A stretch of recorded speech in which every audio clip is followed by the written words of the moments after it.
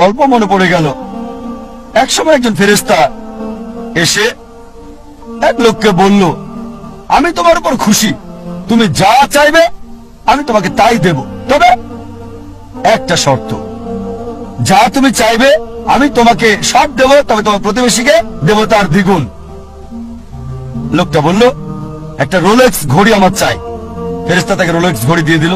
প্রতিবেশী দুটো রোলেক্স ঘড়ি পেল। লোকটি বলল, একটা মার্সিডিজ গাড়ি আমার চাই। ফেরেশতা তাকে মার্সিডিজ গাড়ি দিল। প্রতিবেশীকে দুটো মার্সিডিজ দিল। লোকটি বলল, একটা সুন্দর বড় বাংলো চাই। ফেরেশতা তাকে সুন্দর বড় বাংলো দিল। তার প্রতিবেশীকে দেওয়া হলো দুটো সুন্দর বড় বাংলো। লোকটি পরে বলল, দয়া করে আমার শেষ ইচ্ছাটা তুমি পূরণ করে দাও। কি সেটা? আমার একটা চোখ তুমি নষ্ট করে দাও, যাতে কিছু আমি চোখে না দেখতে পাই।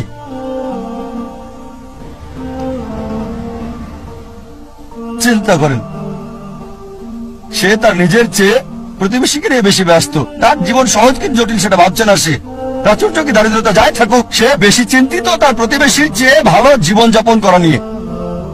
এ কারণেই সে ফেরেশতাকে বলল, আমার একটা চোখ নষ্ট করে দাও, যাতে প্রতিবেশীর দুটো চোখই নষ্ট হয়ে যায়।